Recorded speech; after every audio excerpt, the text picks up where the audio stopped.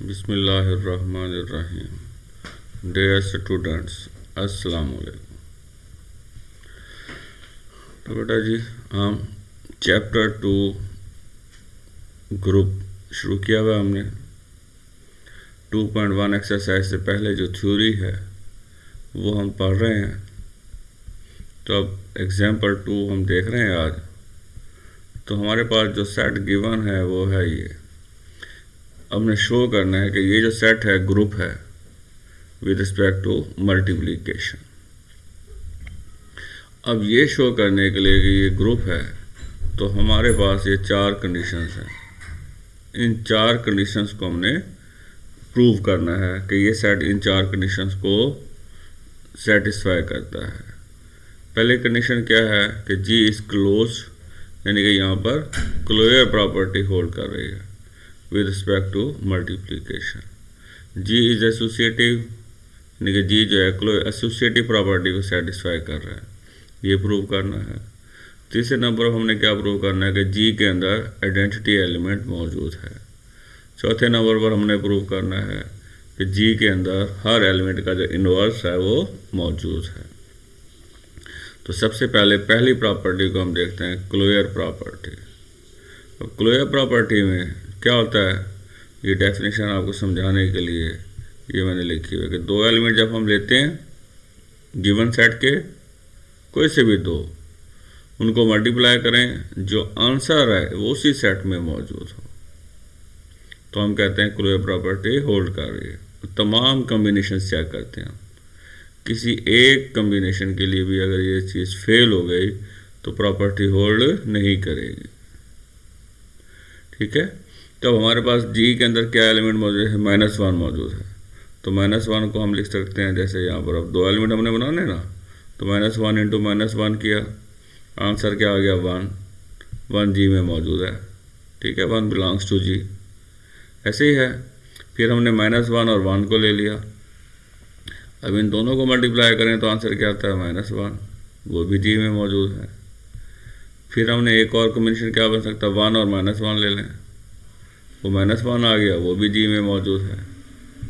ठीक है जी। फिर 1 को ले लें, 1 इंटू 1 किया, 1 आ गया, वो भी आप देख रहे हैं जी में मौजूद है। तो 4 कॉम्बिनेशन यहाँ पर पॉसिबल थे।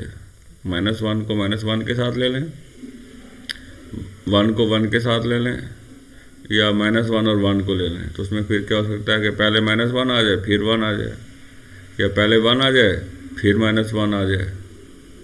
ठीक। तो ये 4 कॉम्बिनेशन हमने देखे। इन चारों में जो आंसर आ रहा है वो या तो 1 है या -1 है, और वो आंसर जी के अंदर मौजूद है। इसका मतलब है जी के अंदर क्लोजर प्रॉपर्टी जो है वो मल्टीप्लिकेशन के लिहाज से होल्ड करती है। तो हमने लिख दिया G is close with respect to multiplication.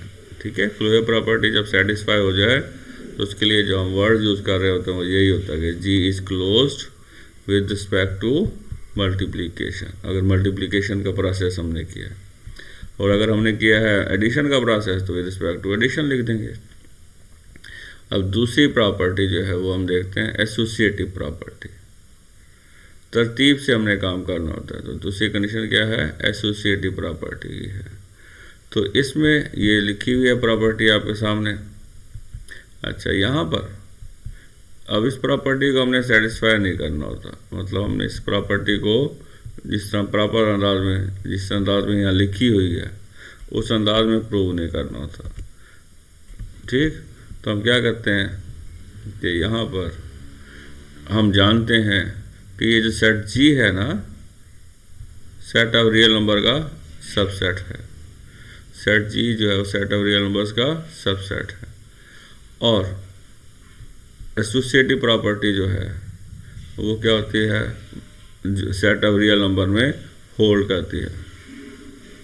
ठीक है। अब क्योंकि रियल नंबर में एसोसिएटिव प्रॉपर्टी होल्ड कर रही है तो लाजमी बात है उसका जो सबसेट है उसमें भी ये प्रॉपर्टी होल्ड करेगी। ठीक। तो इसलिए हम ले देंगे कि जी जो है वो एसोसिएटिव प्रॉपर्टी को सेटिस्फाई कर रहा है। उसकी वजह क्या है कि जी सबसेट है सेट ऑफ रियल नंबर्स का। सेट ऑफ रियल नंबर्स में एसोसिएटिव प्रॉपर्टी होल्ड करती है, इसलिए जी में भी एसोसिएटिव प्रॉपर्टी होल्ड करेगी। ये दूसरी कंडीशन हो गई। उसके बाद तीसरी कंडीशन में हमने क्या देखना होता है कि जो आइडेंटिटी एलिमेंट है वो एग्जिस्ट कर रहा है या नहीं कर रहा। अब मल्टीप्लिकेशन का अमल हम कर रहे हैं ना, तो मल्टीप्लिकेशन के लिए आइडेंटिटी एलिमेंट क्या होता है, 1 होता है, और 1 जी में मौजूद है। ठीक है, 1 जी का मेंबर है ना, तो इसका मतलब क्या हुआ कि आइडेंटिटी एलिमेंट भी जी में मौजूद है। तीसरी कंडीशन पूरी हो गई। अब इन्वर्स देखते हैं हम, इन्वर्स ऑफ ईच एलिमेंट। अब इन्वर्स के लिए क्या कंडीशन है, प्रोसेस कौन सा हो रहा है, मल्टीप्लिकेशन का हो रहा है। अब मल्टीप्लिकेटिव इन्वर्स की बात हो रही है, तो आपको पता है हम दो नंबर्स को कहते हैं वो मल्टीप्लिकेटिव इन्वर्स हैं एक दूसरे के। अगर हम उनको मल्टीप्लाई करें जवाब 1 आ जाए, दो नंबर्स को अगर हम मल्टीप्लाई करें और जवाब 1 आ जाए तो दोनों नंबर क्या होते हैं, एक दूसरे के मल्टीप्लिकेटिव इन्वर्स होते हैं। ठीक है, दो नंबर्स एक दूसरे का मल्टीप्लिकेटिव इन्वर्स होते हैं अगर दोनों को मल्टीप्लाई करें और आंसर हमारा क्या आ जाए, 1।